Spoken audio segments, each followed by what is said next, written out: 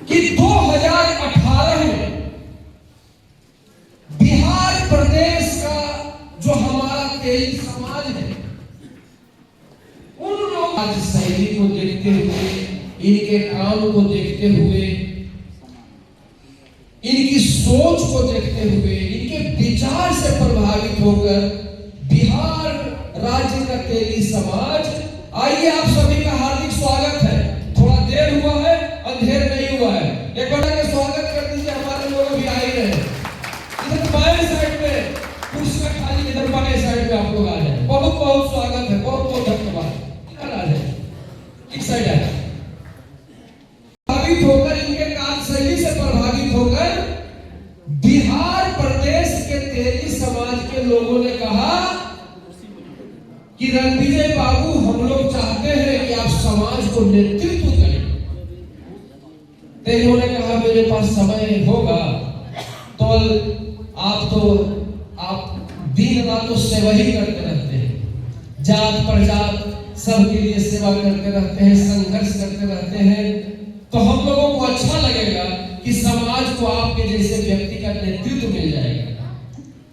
तो इन्होंने कहा कि देख लो, अब आप लोग जो कहो। तो 2018 में बिहार प्रदेश का तेली समाज श्री रणविजय साहू जी को अपना प्रदेश अध्यक्ष चुन दिया। 2018 उसके बाद 2022 में कार्यकाल पूरा हो गया प्रदेश अध्यक्ष का। ये बोल रहे थे कि और लोगों को मौका दीजिए, हमको आपने मौका दिया, हमसे जहां तक हुआ समाज को हम आगे बढ़ाने का प्रयास किए हैं, और लोगों को मौका दीजिए। लेकिन समाज के लोगों ने कहा कि नहीं, एक बार और आपका चाहिए नेतृत्व। चूंकि आपके नेतृत्व में हमारे समाज ने बहुत कुछ पाया है, बहुत कुछ सीखा है, इसलिए समाज की इच्छा है कि एक बार फिर से आप नेतृत्व करें और फिर पूरे बिहार समाज का पूरे बिहार प्रदेश का तेली समाज 2022 में एक बार फिर से इनको प्रदेश अध्यक्ष चुन लिया। तो ये 2 बार से बिहार में तेली समाज के प्रदेश अध्यक्ष हैं, और वो भी कौन सा संगठन? एक ऐसा संगठन जो हिंदुस्तान के धरती पर पहला बार बना था। कब बना था? आजादी के बाद नहीं, आजादी के पहले बना था, 1912 में। हमारे पूर्वजों ने, हमारे बुजुर्गों ने 1912 में, जब अंग्रेजों की सरकार थी, उस समय हमारे बुजुर्गों ने कहा कि तेली समाज को संघर्ष करने की जरूरत है, तेली समाज को जागने की जरूरत है, चुप होने की जरूरत है। और 1912 में एक संगठन बना था, उस संगठन का नाम है अखिल भारतीय तेली साहू महासभा। उसके अध्यक्ष हैं 2 वर्ष।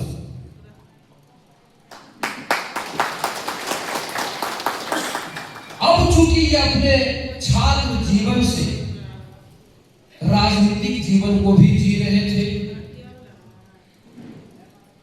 छात्र जीवन से ही राजनीतिक जीवन को जी रहे थे। आप जानते हैं कि सभी पार्टी का अपना अपना छात्र संगठन होता है। तो ये जिस छात्र संगठन से जुड़े हुए थे, वो छात्र संगठन आरजेडी का छात्र संगठन था। उस समय आरजेडी था भी नहीं, जनता दल था ना सर, उसमें आरजेडी था भी नहीं। मैं परिचय दे रहा हूं, अब ये मत कोई कह देना कि पार्टी पॉलिटिक्स का बात हो गया। परिचय दे रहा हूं, मैं पार्टी पॉलिटिक्स का बात सामाजिक मंच पर करना नहीं चाहता हूं, और करना भी नहीं चाहिए, किसी को नहीं करना चाहिए। क्योंकि समाज, हम तेली घर पैदा किए हैं। हम एक समय बहुजन समाज पार्टी में थे, फिर हम झारखंड विकास मोर्चा में थे, उसके बाद हम भारतीय जनता पार्टी बीजेपी में थे, आज किसी और पार्टी में है, हो सकता है कल कहीं और नजर आ जाए। पार्टी बदल सकती है, जाति नहीं बदल सकता। मरते कब तक तेली घर पैदा लिए हैं तो तेली ही कहलाएंगे। इसलिए मैं हर सभा में कहता हूं कि पहले जाति उसके बाद कोई पार्टी, और ये सभी को करना चाहिए। लेकिन कुछ लोग हैं कि नहीं, पहले पार्टी तब जाति। अब उनको मैं रोक नहीं सकता, मैं उनका आलोचना भी नहीं कर सकता, लेकिन उनसे आग्रह कर सकता हूं कि वो भी कहें कि पहले जाति तब कोई पार्टी। आज आप जिस पार्टी में हो सकता है कल आप उस पार्टी में ना हो। पार्टी बदल सकता है, जाति नहीं बदल सकता। तो छात्र जीवन से ये राजनीतिक जीवन में है। 2020 में, अभी 2025 है और एक दो दिन में 2025 भी अलविदा हो जाएगा।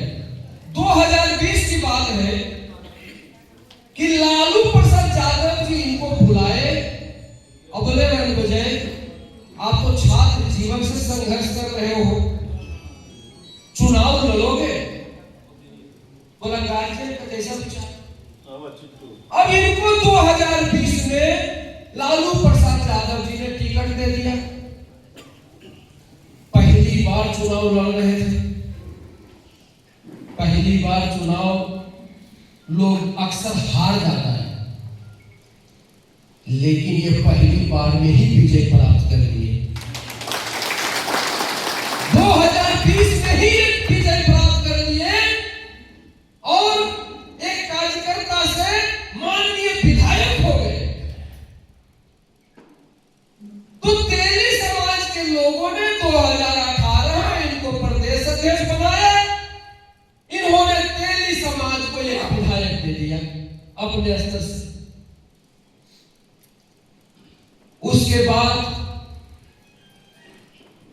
जहां तक मुझे जानकारी है कि समाज, जब आप विधायक बन जाओगे ना, अभी जैसे हम कुछ नहीं है तो बहुत से लोग सुनील साहू का नाम सुन के भी मुंह फेर लेंगे, छोड़ो ना यार क्या है।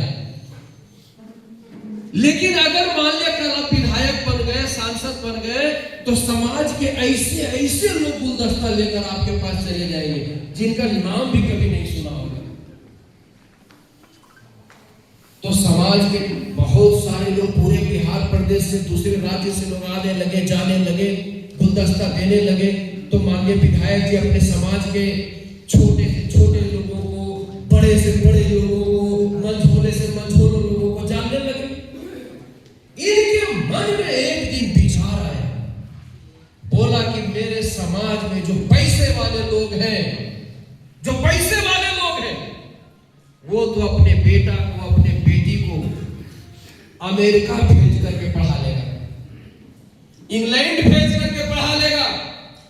लेकिन मेरे समाज के जो मीडियम परिवार के लोग हैं, लोअर मीडियम क्लास के जो परिवार है, अब उनके घर में अगर कोई तेज तरार बेटा बेटी पढ़ने में निकल जाता है तो वो माता पिता अपने बच्चों को उतना उच्च शिक्षा नहीं दे पाते, अर्थ के अभाव में, साधन और संसाधन के अभाव में। तो इनके मन में विचार आया और समाज के बड़े बड़े लोगों को बुलाया पटना में और कहा कि मेरे मन में एक विचार आया है, आप लोगों से साझा करना चाहता हूं। तो क्या?